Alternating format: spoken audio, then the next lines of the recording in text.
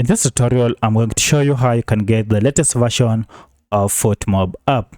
Now, by updating your Fotmob app, you'll be able to use the latest features that comes with this app, and also you'll be able to fix a lot of security problems that are associated with the old version of Fotmob app.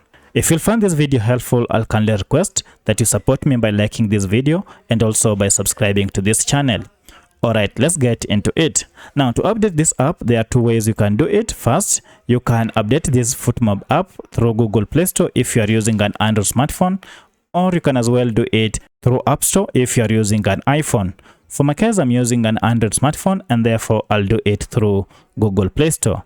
Now, the first thing you need to do is to get out of Fotmob and then go look for Play Store, and you can see mine is here. So I'll go ahead and tap on it, and from search here, proceed and search for Fotmob, and you can see the app is here. Go ahead and tap on it. Now you can see we have here two options: uninstall and open. If you're using the latest version, it will be written here open. However, if you're using an outdated version, then it will be written update. Proceed and tap on update, and then this will go ahead and download the latest version of Fotmob Soccer Live Scores, and then install it on your Android smartphone. Once it's done, now it will change to open, and therefore you can now just tap on this and start using the latest features or the latest version of this app. For my case, I already have the latest version. That's why it is written here open, and I can't update it.